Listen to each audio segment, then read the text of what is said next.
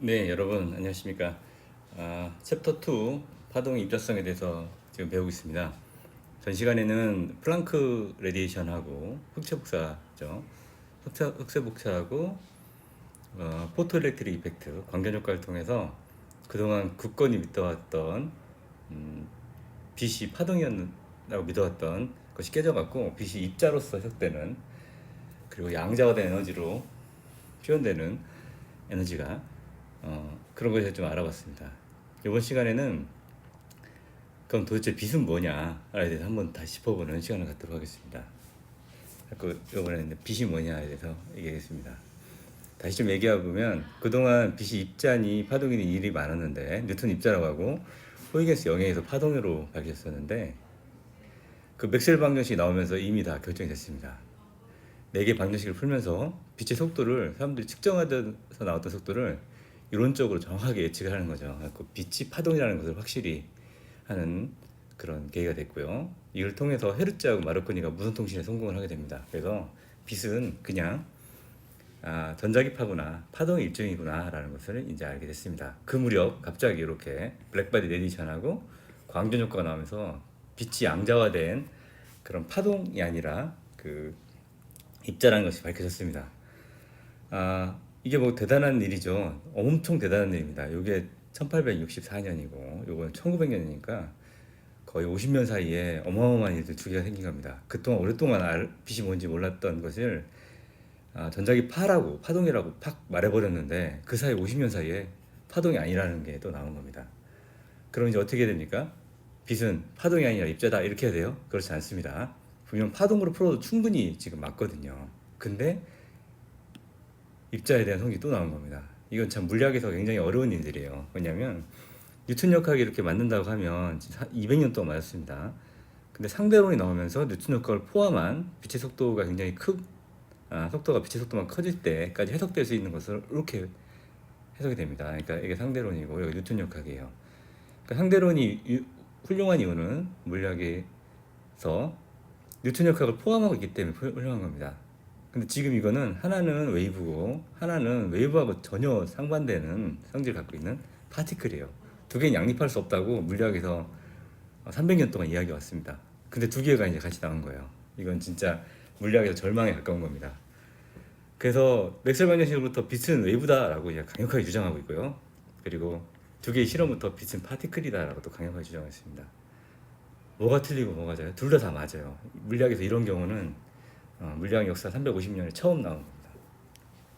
처음 나왔어. 그래서 사람들이 빛을 해석할 때 절망에 빠집니다. 이거 아니면 이거지 라고 했었는데, 야 그럼 이러면 어떠냐라고 처음으로 제안을 해요. 웨이브하고 파티클을 동시에 지닌 걸로 하자 라고 제안합니다. 뭐라고 얘기했을까요? 말도 안 되는 소리 하지 말라고. 웨이브하고 파티클은 완전 다른 건데 파동과 입자가 어떻게 같을 수 있냐라고 얘기를 해요. 근데 방법이 없습니다. 그래서 이렇게 했습니다. 이게 뭐죠? 여기 뭡니까? 태극 마크, 우리나라 국기에 있는 거잖아. 그치? 태극의 의미가 뭐예요? 태극은 서로 다른 것들의 만남, 극단적인 만남을 태극이라고 합니다. 상당히 우리, 물론 중국에서 온 거지만 우리한테 의미 있는 그런 값이죠. 극단적인 웨이브하고 파티클이 서로 만났다고 해서 두 개 성질을 다 가진다고 물리학자들이 얘기를 합니다. 이거 보면 거의 뭐 물리학에서 나온 게 아니라 사회성에서 나온 것 같아. 얘도 맞고 얘도 맞으니까 그냥 둘 다 지니자고 하자라고 하는 것처럼 보이지만, 사실 이렇기 때문에 새로운 물리학이 태동하는 겁니다. 양자역학이라는 대단한 결정이었어요. 그 당시에는 굳건히 웨이브는 웨이브고 파티클은 파티클이고, 여기 x축이라고 하면 y축입니다. x축을 아무리 조합해도 y축을 만들 수 없죠. y축을 아무리 조합해도 x축을 만들 수 없는 오소고나라는 성질이었는데 두 개가 하나로 합쳐진 겁니다. 대단한 결정입니다. 이 결정을 통해서 사람들은 빛은 웨이브하고 파티클 성질을 동시에 지녔다. 동시는 아닙니다. 같이 지니고 있다라고 합니다. 하지만 우리가 웨이브적인 성질을 볼 때는 파티클이 나타나지 않고 파티클 성질을 볼 때는 웨이브가 나타나지 않는다라고 얘기를 합니다. 참 재밌습니다. 자, 이걸 뭐라고 하냐면 컴플리멘타리 프린시플이라고 해요. 이거 상보적 원리라고 해놨어. 컴플리멘타리는 서로 도와서 하나를 만들어가는 이런 뜻입니다. 자, 어떻게 설명하냐면 빛이 이렇게 와서 WDC를 통해 갖고 디프렉션 패턴을 만든다고 할 때, 요 디프렉션이 일어날 때는 웨이브적으로 행동했다고 합니다. 하지만 여기 딱딱딱 부딪혀 갖고서 전자가 아니 빛이 부딪혀갖고 전자를 만들어갖고서 이렇게 팩스턴을 만들 때는 뭐라고요? 파티클적으로 행동했다고 얘기를 해요. 그래서 여기서는 웨이브, 트래블링 할 때, 인터랙션 할 때는 파티클 이렇게 행동한다고 합니다. 동시에 지닐 수 있냐고? 없다고 합니다. 예를 들어서 빛을 쐈는데 우리가 만약에 여기나 여기 둘 중에 하나 포톤이 어디로 지나가는지 확인하는 순간 이 디프렉션 패턴을 깨진다고 얘기를 합니다. 그래서 여기서는 웨이브적인 성격, 파티클적인 성격이 표현됐다. 여기요. 빛은 하나인데 이쪽에서는 외부적인 성격, 여기서는 파티클적인 성격이 나왔다라고 얘기를 합니다. 참 대단한 결정이에요. 여러분 좀 이상하죠? 지금까지 입자 아닌 파동이라고 막 이렇게 둘이 같이 와준다니까 이상합니다. 사람들이 비유를 어떻게 했냐면 이렇게 이야기했어요. 빛 자체는 그냥 동전이다라고 얘기를 해요. 동전하고 동전이 앞면하고 뒷면 있잖아요, 그죠? 그것처럼 앞면은 외부적인 성격, 뒷면은 파티클적인 성격이 있다고 얘기합니다. 빛은 그냥 동전이야. 빛 자체는 동전입니다. 동전이 있는 것처럼 빛이 있는 겁니다. 근데 우리가 앞면을 보는 순간 뒷면을 볼 수 없잖아요, 그죠? 그런 것처럼 우리가 외부적인 성격하고 파티클 성격 둘 다 있지만 하나씩만 볼 수 있다라고 얘기를 합니다. 그래서 그 보어가 제창을 해요. 컴플리멘터리 프린시플이라고 해서 웨이브 시어리하고 웨이브 성격하고 퀀텀 시어리 파티클적인 것들은 같이 컴플리멘트 한다. 서로 도와줘가면서 공존한다라고 얘기를 합니다. 이거 이상해 보이지만 사실 어마어마한 물리의 시작입니다. 지금 요거 내가 굉장히 마음에 들어 갖고 왔는데 여러분들한테 전 사실은 이렇게 판서를 해가면서 하나하나 써가면서 하는 거 좋아하는데 인터넷 강의를 하다 보니까 좀 시간이 부족할 것 같기도 하고 해서 이렇게 PPT를 만들어서 처음 강의를 하게 됐습니다. 그러면서 좀 이제 장점이 있더라고요. 왜냐면 이런 좋은 메타리얼들 인터넷에서 마구마구 찾아갖고 보여줄 수 있어요. 이런 좋아하는 재미난 그림도 갖고 올 수도 있고. 자, 요 그림은 뭐냐면 보어의 묘비예요. 보어 묘비인데 보어가 이제 죽으면서 이제 보어에 대해서 나왔고 언제 태어나고 언제 죽었고 나오고 그다음에 보어가 이렇게 아까 얘기한 거 태극 마크가 보어에 여기 있습니다. 보어의 특징은 나중에 좀 배우겠지만 웨이브와 파티클의 성격을 동시에 지닌 것을 처음으로 주장한 사람 중에 하나예요. 그래서 보어에 이렇게 웨이브와 파티클이 서로 상극인 것이 같이 공존한다는 태극 마크를 묘비에 세웠습니다. 그리고 나서 이렇게 모토라고 써놨어요. 자기 모토가 뭐냐면 이렇게 써 있습니다. Opposite are complementary. 서로 상반되는 것들은 공존한다. 같이 공존한다라는 얘기입니다. 그래서 서로 도와가면서 존재한다라는 것입니다. 상당히 좋은 것 같아요. 보호에 대해서 잠깐 얘기해주면 보호는 그 덴마크 맞죠? 자, 덴마크의 굉장히 유명한 피직시스트인데 보호가 원래는 축구 선수였답니다. 고등학교 3학년 때 국가대표 골키퍼 선발전에서 떨어지는 바람에 대학에 가서 물리를 공부했다고 해요. 참 대단한 사람이에요. 그래서 노벨상까지 수상하는 대단한 사람이 되겠습니다. 보호의 특징은 이제 운동도 잘하지만 또 물리도 잘하지만 그 사람 간의 어떤 관계도 굉장히 좋았다고 그래요. 그러니까 사실 이 두 개의 관계를 사회적으로 꺼냈다고 아까 얘기했는데 보호가 아니었으면 좀 어렵지 않았을까라는 생각이 듭니다.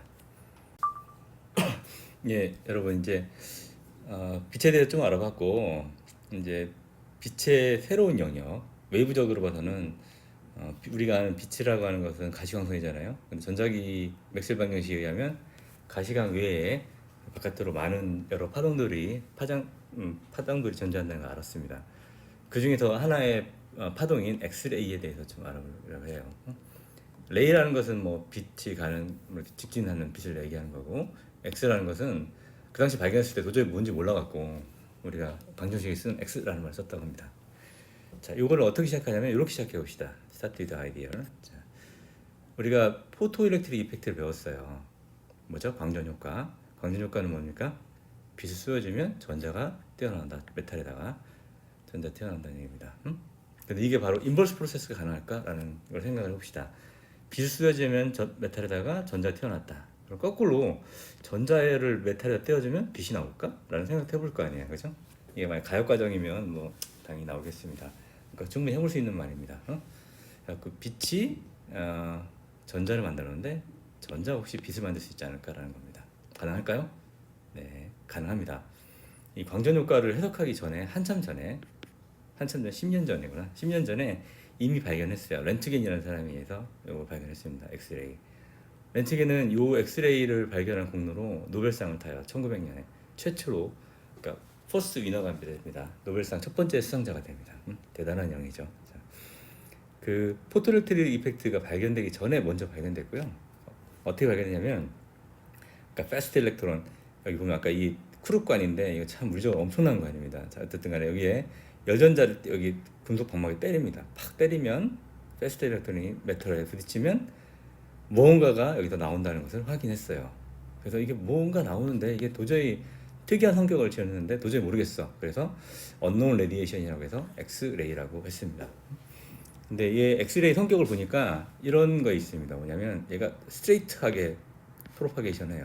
빛처럼 반듯하게 지나가고, 그걸부터 뭘 할 수 있냐면, 웨이브렌스 굉장히 작으면 뭐 그럴 수 있겠죠. 나중에 얘기하겠습니다. 전기장, 자기장을 여기다 대보니까, 전기장이나 자기장을 대보니까 애들이 디프렉션, 그러니까 회전하거나 이렇게 꺾이지가 않아요. 그래서 얘는 차징을 띄지 않았구나라고 이제 얘기를 할 수 있습니다. 전화를 띄지 않았다. 세 번째는 페넌트레이션이 굉장히 잘해. 그러니까 웬만한 물질들은 페넌트레이션합니다. 그래서 손을 딱 대니까 손이 이렇게 됩니다. 렌트겐의 와이프 손인데, 그 당시에는 와이프가 완전 실험 대상이었어요. 이제 미안합니다. 하여튼간에 그 여건이 그렇게 좋지 않아갖고 그랬는지 하여튼 그 와이프를 딱 대니까 와이프 손이 이렇게 나오는 거야. 깜짝 놀랍니다. 그래서 뭐라고 했냐면, 이거를 엑스레이가 페넌트레이션을 잘해갖고 이렇게 뼈는 페넌트레이션을 못하고 살은 페넌트레이션 하니까 이런 값이 나온다라고 생각했어야 되는데, 그 당시에는 굉장히 이거를 그냥 뭐라고 하나 과학적으로 해석하지 못하고 그냥 경험적으로 해석했는 것 같아요. 그래서 이건 사람 죽었을 때 나오는 그런 시체에서 나오는 거잖아요. 그래서 I see my death, 뭐 have seen이라고 쓰기도 하지만 I see my death, 난 내 죽음을 본 것 같아라고, 마치 엑스레이를 쓰여주면 미래가 보인다고 처음 해석했다고 합니다. 너무 바보 같죠, 그죠? 네, 이 당시 처음에 이렇게 해석했대요. 그리고 나서 생각해 보니까 이건 페넌트레이션을 잘해갖고 그렇고, 뼈는 페넌트레이션을 잘 못하고, 여기 보면 링이 있습니다. 링도 역시 금속이니까 페넌트레이션을 못하기 때문에 이런 게 나온다고 렌트겐은 해석이 합니다. 그래서 이제 엑스레이를 이제 이용하게 됐습니다. 사실 요거는 렌트겐의 와이프 손이 아니에요. 나중에 친구 손을 갖고 한번 하고 찍은 거고, 와이프 손은 이거보다 최초로 쪼갖고 유명하긴 한데 잘 나오지 않아갖고 제가 대신 다른 걸로 좀 썼습니다. 자, 그래서 요 엑스레이 전자를 금속에 떼어주면 나오는 엑스레이의 제너레이션 메커니즘, 왜 생기냐에 대해서 좀 알아보겠습니다. 이거는 바로 전자기적으로 해석이 가능해요. 전자기적으로 이렇게 뭐냐면 브라운스트롬 레디에이션이라고 합니다. 브라운스트롬 레디에이션. 브라운스트롬 좀 이게 독일어라서 좀 그렇긴 한데, 이걸 그 영어로 하면 브레이킹 레디에이션이에요. 브레이킹이라고 하는 거는 자동차 브레이크 있잖아요, 그죠? 제동 복사라고 합니다.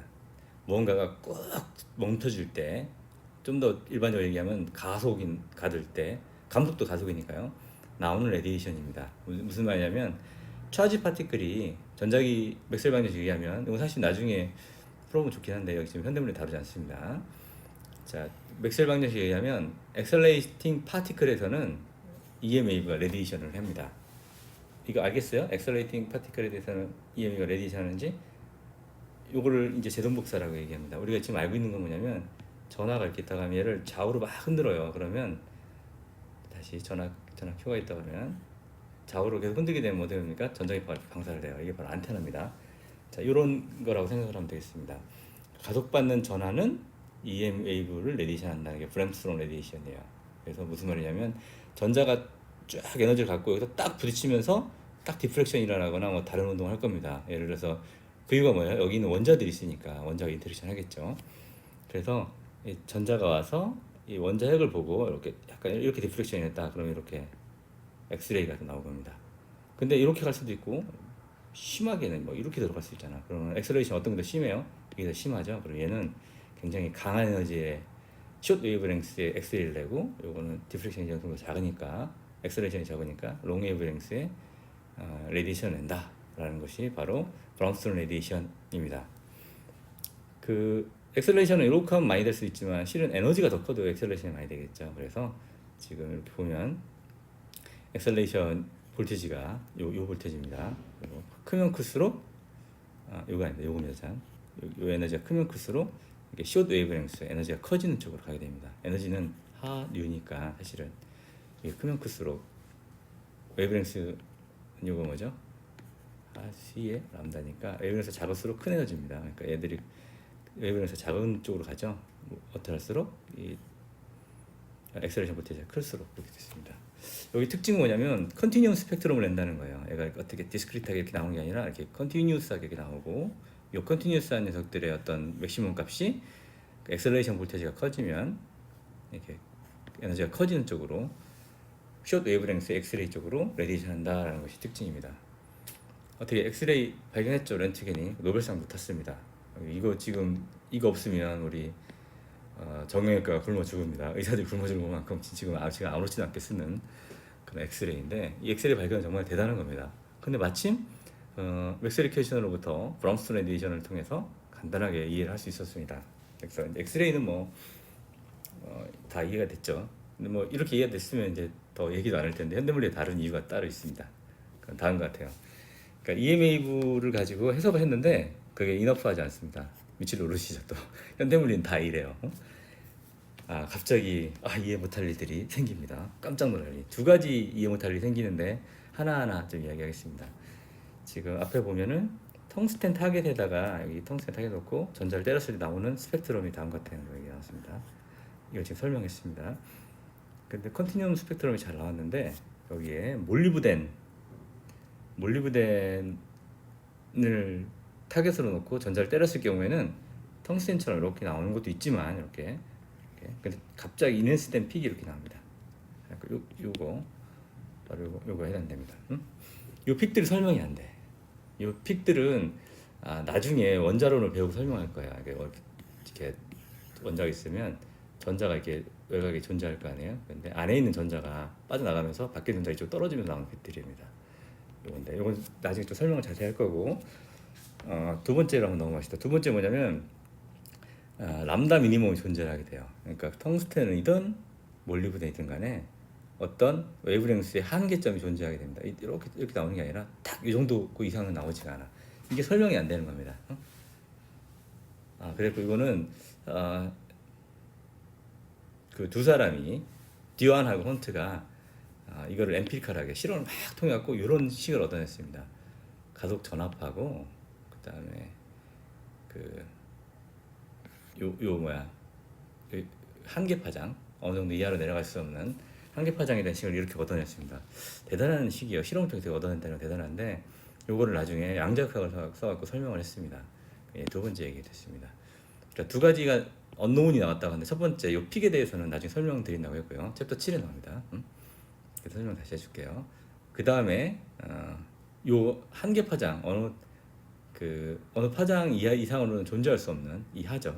에너지적으로는 이상인데 어떤 간에 그 파장 이하로 존재할 수 없는 것에 대한 설명을 여기서는 못합니다. 전자기파 이론에 의하면 컨티뉴스하게 다 나와야 되는 것이 맞아요. 근데 이런 것이 존재를 해요. 자, 여기도 다 존재했죠, 그죠? 그리고 한계 파장 같은 경우에는 뭐에 따라서, 전압에 따라서 증가하는 것이 발견됐습니다. 자, 그 설명이 안 됐는데 여기서 양자역학을 써서 설명을 하려고 합니다. 전자기파 이론으로도 이론은 설명 가능하지만 설명 불가능한 부분이 있잖아요. 그거는 바로 양자로 설명을 해야 돼요. 왜 그렇죠? 우리가 빛이라는 것은 엑스레이는 빛인데 파동성하고 입자성이 둘 다 있다고 했잖아. 그러니까 파동성 지었을 때는 입자성이 없고 입자성 지었을 때는 파동성이 없으니까 지금까지 입자성으로만 설명을 했어요. 그러니까 파동적인 성격을 가졌을 때는 설명 못한 겁니다. 그러니까 파동적인 성격은 양자역학을 통해서 설명을 해보려고 합니다. 그래서 과연 여기 나오는지 한번 봅시다. 자, 입자적인 성격을 가진 퀀텀 티어리부터 어떻게 설명하냐면, 우리가 지금 요거는 엑스레이 제너레이션은 광전 효과의 인버스 프로세스라고 얘기했어요. 그러니까 빛이 와서 전자가 나오는 광전 효과인데, 지금 전자를 때려갖고 빛이 나오는 거니까 인버스 프로세스입니다. 그러니까 식을 똑같은 식을 쓸 수 있습니다. 자, 이게 바로 광전 효과식인데, 여기는 이쪽에서 이쪽으로 간다라는 그런 게 아직 나와 있지 않아요. 그냥 수학적으로는 그냥 방향성이 없는 식입니다. 그래서 이 식을 그대로 쓰겠습니다. 하지만 조금 더 자세하게 좀 쓰려고 그래요. 어떻게 쓸 거냐면 이렇게 쓸 겁니다.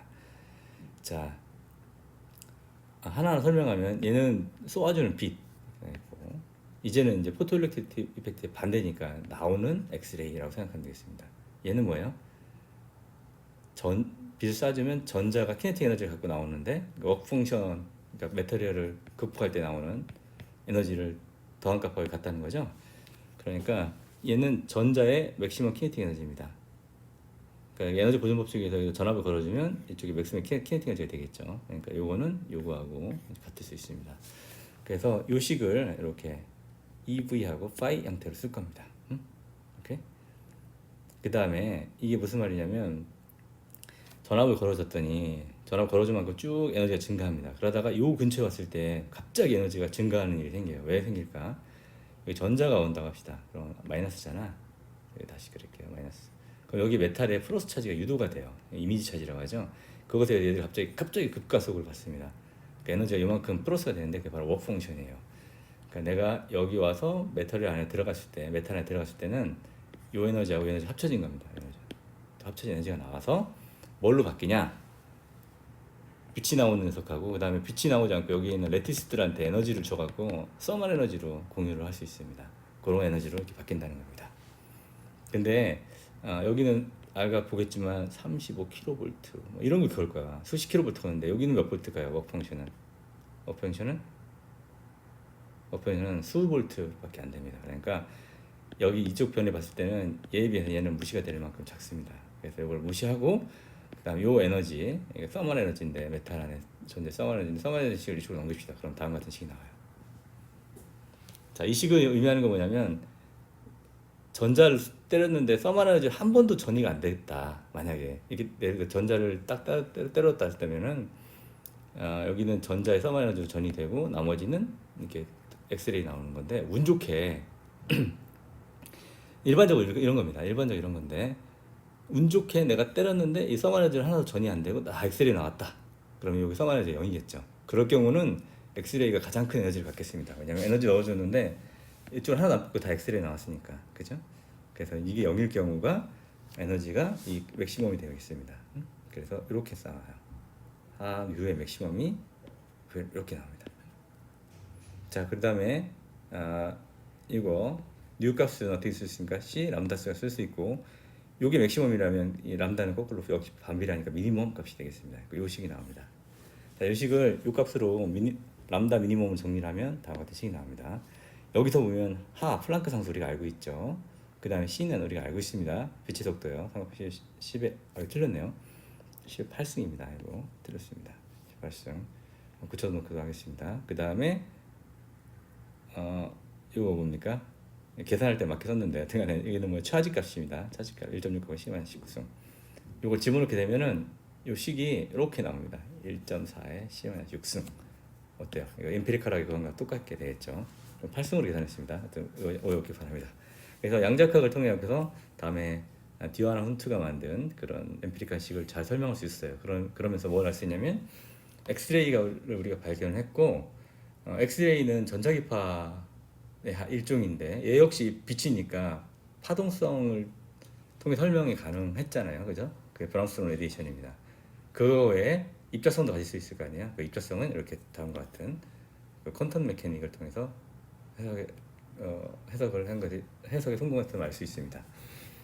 이렇게 컨티뉴움하고 나오는 것은 이렇게 브라운스톤 레디에이션으로부터 엑셀레이트된 차지 파티클이 내는 레디에이션이라고 해석할 수 있고, 여기 한계 파장이 있는 것들은 맥스웰 방정식으로 설명이 불가능했는데 이렇게 포토일렉트릭 퀀텀 티어리로부터 설명이 가능했다 하고 얘기할 수 있습니다. 자, 조금 더 봅시다. 자, 엑스레이는 그 특징이 스트레이트하게 나온다는 게 특징이에요. 빛이 스트레이트하게 간다는 건 뭐 당연하겠지, 그죠? 빛이 당연합니다. 하지만 빛의 특징은 디프렉션 패턴을 만들어야 돼. 언제? WST 같은 데서. 엑스레이를 WST, 그러니까 우리가 빛에서 하는 비주블 라이트에 WST에 넣게 되면은 이렇게 WST 통과한 다음에 이렇게 디프렉션 패턴이 이렇게 나와야 되는데 얘는 나오지 않고 그냥 직진하는 파티클적인 성격이 나옵니다. 그러니까 도대체 이해가 안 가는 거야. 왜 이렇지? 생각을 많이 했습니다. 그러면서 아이디어를 내는 게 요 슬릿보다 훨씬 더 작은 웨이브랭스를 갖고 있지 않냐라고 생각을 했습니다. 예를 들어서 뭐냐면 우리가 빛을 여기다 쏴줍니다. 가시광빛이에요. 그러면 가시광빛은 얼마 됩니까? 웨이브랭스가 대략 그냥 보면은 그 0.5 마이크로미터 정도 됩니다. 0.5 마이크로는 어느 정도 되죠? 머리카락 두께라고 생각하면 되겠나요? 마이크론 정도가 이제 머리카락 두께인데 머리카락 정도 생각하면 되겠습니다. 그러니까 우리 머리카락을 볼 수 있어요. 가시광을 통해서. 디프렉션이 일어나니까. 슬릿도 그 정도 크기가 되면은 애들이 디프렉션이 일어나는 겁니다. 하지만 봅시다. 건물이 큰 건물 두 개 있어요. 기초관 두 개 있다 봅시다. 여기 내가 여기다 빛을 펴놨습니다. 뭐를? 비지블 라이트를 가시광. 그러면 얘들이 가다가 이게 디프렉션이 일어나요? 일어나지 않죠? 그 이유가 뭐예요? 이 건물의 스페이싱에 비해서 내가 쓴 웨이브랭스가 워낙 작기 때문에 얘는 그냥 직진합니다. 이렇게. 무슨 말이냐면 이렇게 생각하면 여기에 슬릿이 있는데 슬릿 구멍을 보면 엑스레이가 보기에는 어마어마하게 큰 거야. 자기 웨이브랭스가 워낙 작기 때문에. 그래서 얘들이 그냥 직진한다는 겁니다. 무슨 말인지 알겠습니까?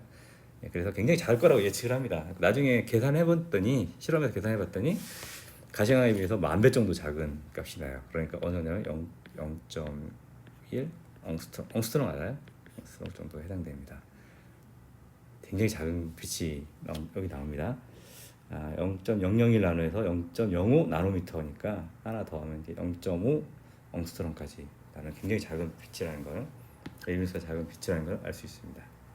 그래서 이만큼의 웨이브랭스 굉장히 작으니까 어쨌든 간에 슬릿을 이렇게 작게 만들어야 되는데 이렇게 작게 만드는 건 진짜 테러블해요. 왜냐하면 원자 하나가 1엉스트롱이란 말이죠. 근데 원자보다 작게 만들어야 되거나 아니면 비슷하게 만들어야 되잖아. 슬릿을 얼마나 어렵습니까? 얘를 태워놓고 원자를 세워놓고 그 중에 하나를 딱 떼어내야 돼. 그러면 이제 슬릿이 되는 거예요. 이거 보통 어려운 게 아닙니다. 그죠? 그래서 이제 얘 웨이브랭스를 측정할 수 좀 없겠다라고 할 때쯤에 한 명이 기가 막힌 아이디어를 냅니다. 라오야하고 브래그라는 사람인데 어쨌든 간에 뭘 했냐면 엑스레이를 이렇게 뽑아내서 엑스레이가 나옵니다. 어떻게 나온다고 했죠? 아까 전자를 때려서 금속에 때리면 하이에너지 전자가 이렇게 엑스레이를 방출해요. 그 중에서 조그만 피노를 통해서 이렇게 하나를 끄집어냅니다. 그 다음에 엑스레이가 얘하고 딱 인터랙션 하면 이상한 패턴이 생기게 돼요.